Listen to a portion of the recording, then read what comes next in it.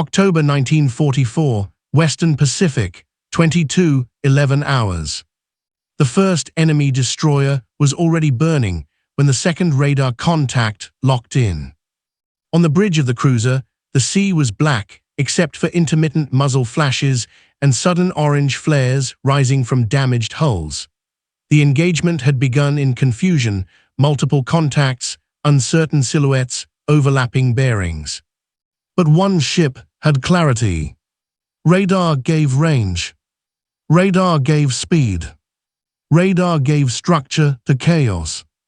Target bearing 095, range 8,200 yards, firing solution steady. The cruiser's forward guns thundered. Shells arced invisibly into darkness and landed in tight bracketing sequence. The second destroyer's outline appeared only when it caught fire. Shift to next contact. There was no pause to confirm total destruction. Radar returned new echoes immediately, clustered, maneuvering, attempting to scatter. The cruiser's captain did not widen formation. He tightened it. Hard port turn, maintain speed, present narrow profile, keep radar stable. Another salvo. A third ship took hits amidships. By 22:18 hours, 7 minutes into the engagement, 3 enemy vessels were visibly disabled. The sea no longer felt chaotic. It felt compressed. Radar operators tracked each contact as a clean blip against the scope. Every maneuver by the enemy created predictable arcs. Every arc fed into updated firing solutions. The cruiser did not fire wildly. It fired sequentially. Acquire. Bracket. Correct. Shift. At 22:24 hours, the fifth contact slowed abruptly after a concentrated burst. Secondary explosions followed. The gunnery officer barely had time to acknowledge before another radar return slid into optimal range. New target entering envelope. The captain made a decision that defined the next 15 minutes. Do not pursue survivors. Do not chase wrecks. Stay in the geometry. The enemy formation had entered piecemeal. Instead of concentrating fire, they maneuvered independently, each ship attempting to reposition without centralized radar coordination. The cruiser exploited it mercilessly. By 22:33 hours, 22 minutes after first confirmed hit, the radar screen showed only scattered debris echoes and distant retreating contacts. 7 enemy ships had been destroyed or fatally damaged. The cruiser had sustained superficial splinter damage. At 23:07 hours, the after-action signal was transmitted. 7 enemy vessels destroyed within 22 minutes, minimal own damage. Hours later, at Fleet Command, the operations officer read the message twice. Then once more. 7, he asked quietly. His first assumption was clerical error. Battles do not compress that efficiently. Not in darkness. Not against multiple targets. But Wreckage would soon drift into daylight. And daylight does not exaggerate. The report was not wrong. It was modern. What made the 22 minutes possible was not luck. It was sequencing. Inside the cruiser's Combat Information Center, radar returns were not treated as static dots. They were treated as moving equations. Speed, heading, rate of turn, each contact fed continuously into a predictive firing model. Instead of splitting guns across multiple targets simultaneously, the captain made a deliberate choice. Neutralize one completely. Shift instantly. Repeat. Fragmented fire wastes time. Concentrated fire compresses it. At 22:14 hours, the second destroyer attempted evasive maneuver, sharp starboard turn, likely preparing torpedo alignment. Radar detected the heading change within seconds. Fire control corrected elevation and deflection before the enemy completed the arc. The third salvo struck along the destroyer's engine space. Speed collapsed. Contact downgraded. Shift. The fourth target entered range while still maneuvering under assumption of partial concealment, but darkness no longer concealed movement. Radar erased concealment. The cruiser adjusted course minimally, just enough to maintain clean firing arcs without disrupting its own solution stability. Hard maneuvering creates radar clutter. Controlled maneuvering preserves clarity. The enemy formation, by contrast, fragmented. Without unified radar coordination, each ship reacted independently. Some accelerated, others slowed. One attempted smoke deployment that drifted uselessly across water, illuminated by shell bursts. Smoke blinds optics. It does not blind radar.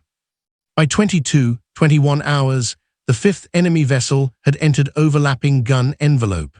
Rather than divide batteries, the captain maintained priority system, finishing disabled ships only long enough to ensure they would not rejoin combat. This was not cinematic, broadside chaos.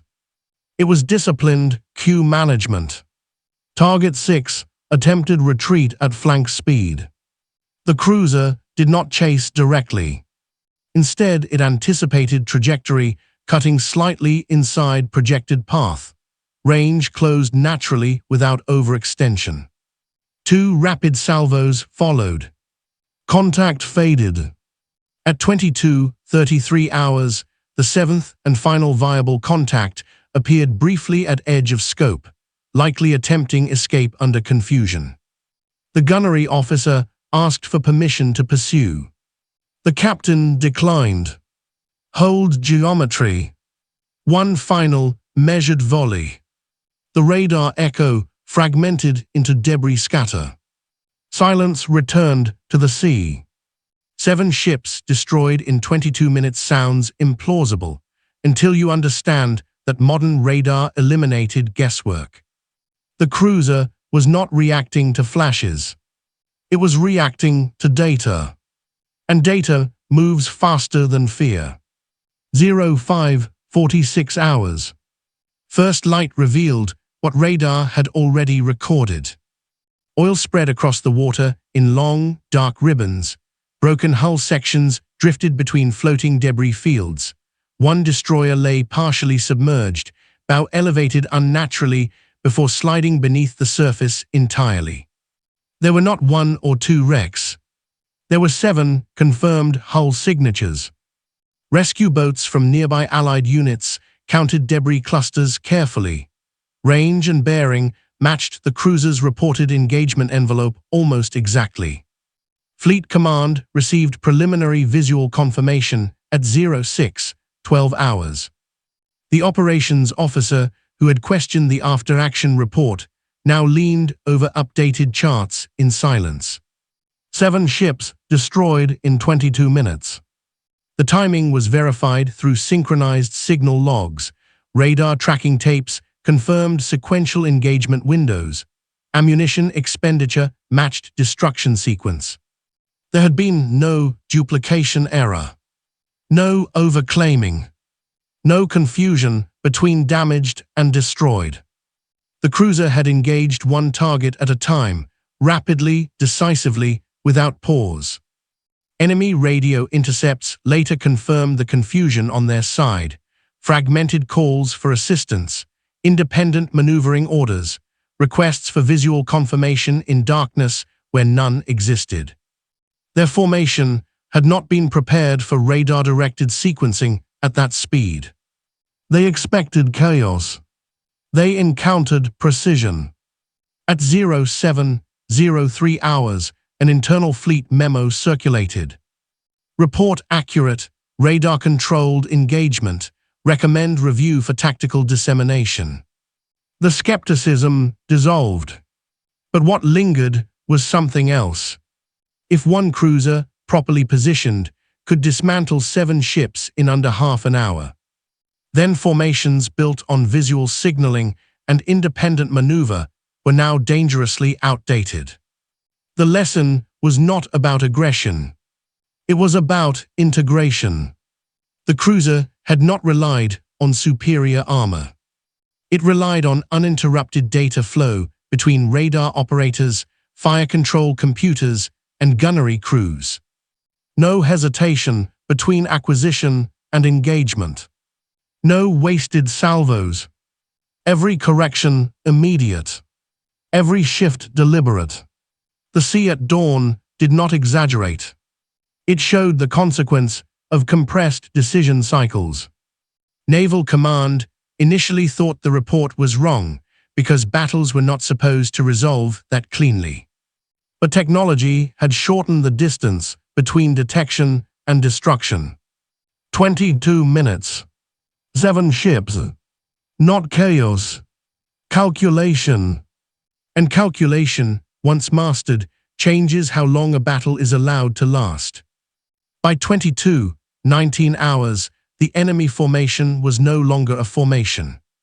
It was 7 individual survival attempts happening at once. The 4th ship tried to swing wide, likely attempting to regroup beyond immediate radar envelope. But the cruiser anticipated the move. Instead of chasing directly, it adjusted 5 degrees inward, cutting the escape angle without sacrificing firing stability. Range holding, solution clean. The guns fired again. A tight grouping struck near the aft section. Secondary explosions followed almost immediately. That was the moment cohesion collapsed.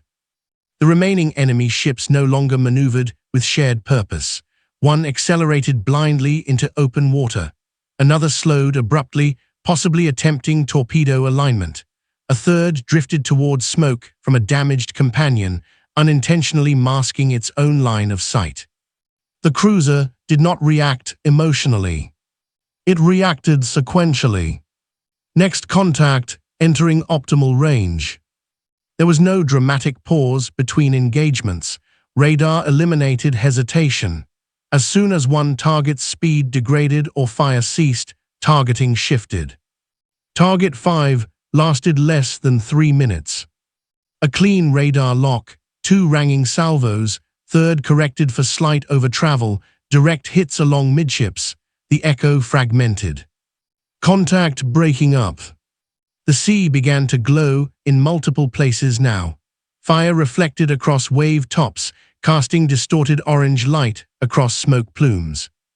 Yet inside the cruiser's combat information center, it remained methodical. Plot. Confirm. Engage. Shift. Target 6 attempted what might have been the correct response, high-speed retreat. But retreat without coordination only extends exposure time. The cruiser anticipated vector and held position rather than overcommitting pursuit. The result was geometry dominance. Within minutes, radar returns for the 6th ship slowed dramatically. The 7th appeared briefly at edge of scope, likely unaware how much of its formation had already been neutralized. It edged into range cautiously. That caution cost it. By 33 hours, the final effective contact had disintegrated into debris scatter. 7 ships in 22 minutes. The cruiser's hull bore only minor splinter scars. Crew casualties were minimal. But what truly defined the engagement was not damage disparity. It was tempo control. The enemy formation had entered combat expecting exchange. Instead, they encountered elimination. And elimination does not require prolonged battle. It requires uninterrupted sequence. At 48 hours, the first formal after-action summary reached fleet headquarters. The message was concise, almost clinical. 7 enemy surface vessels destroyed. Engagement duration approximately 22 minutes. Own damage negligible. The duty operations officer read it once. Then again. He checked the timestamp, cross-referenced ammunition expenditure logs, verified the call sign of the reporting vessel. 7 in 22 minutes. His first assumption was duplication, perhaps damaged ships counted twice. In night battles, confusion inflated numbers. Burning vessels sometimes appeared as separate contacts. Radar ghosts could be misinterpreted. He requested clarification. The cruiser responded calmly. Sequential engagements, radar confirmation per target, debris fields marked by bearing and range. The skepticism did not vanish. It shifted into procedure. Signals intelligence was consulted. Intercept operators had recorded fragmented enemy transmissions during the engagement window, calls for assistance, distress bursts, repeated references to multiple ships hit in rapid succession. The timeline matched. At 02:17 hours, reconnaissance aircraft were tasked for dawn confirmation. If even 4 of the claims proved accurate, the engagement would already be significant. 7 would be extraordinary. Inside fleet headquarters, senior officers leaned over chart tables marked with grease pencil arcs. They calculated distance between contacts, projected maneuver envelopes, ammunition rates. One admiral finally said what others were thinking. If accurate, this changes doctrine. Because if a single ship could dismantle a numerically superior surface element in under half an hour, then formations relying on visual cohesion were dangerously vulnerable. Dawn would decide whether the report was exaggeration or evolution. By 06:04 hours, reconnaissance photographs began arriving. Smoke columns, oil slicks, distinct hull fragments separated by measurable distance consistent with sequential destruction. Not one large engagement. 7 isolated kill zones. The operations officer who had doubted the report removed his pencil slowly from the chart. It's correct. There was no celebration in the room. Only recalculation. The cruiser had not simply won a night action. It had demonstrated compression of combat time beyond traditional expectation. Naval Command had assumed the report was wrong because battles were supposed to unfold gradually. This one did not. It unfolded like a machine.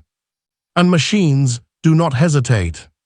By mid-morning, the engagement had already begun circulating through internal naval channels, not as celebration, but as case study. The analysis was blunt. The enemy formation had not been inferior in numbers. It had not lacked courage. It had not even entered the fight unprepared. It had entered blind. Radar had removed uncertainty from one side of the equation while leaving the other reliant on flashes and instinct. That imbalance compressed reaction time to near zero. Traditionally, naval doctrine emphasized concentration of force. Ships maneuvered in supporting arcs, sharing visual contact and coordinating fire based on signal lamps, radio calls, or flag commands.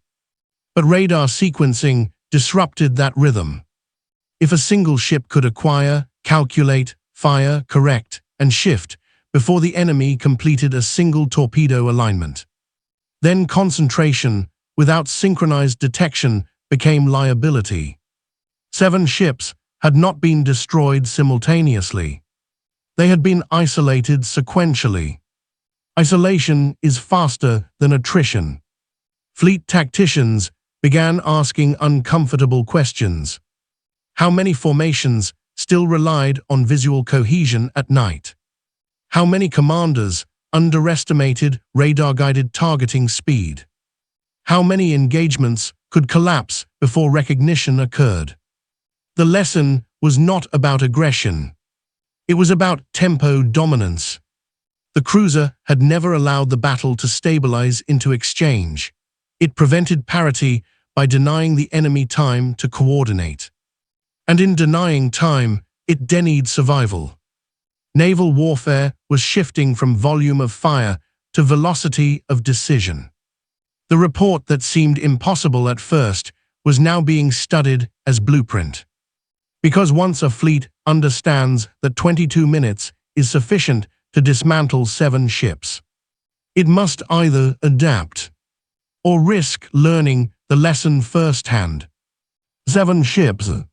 22 minutes. Naval Command thought the report was wrong because history had conditioned them to expect longer battles. But history bends when technology accelerates. This engagement proved that radar was not simply a detection tool. It was a tempo weapon. The cruiser did not overwhelm through brute force. It overwhelmed through uninterrupted sequencing. Every enemy maneuver triggered immediate correction. Every hesitation widened vulnerability. The enemy expected exchange. They encountered elimination. At dawn, the wreckage confirmed what the radar screen had already known. And from that point forward, every fleet commander who studied the engagement understood a new reality.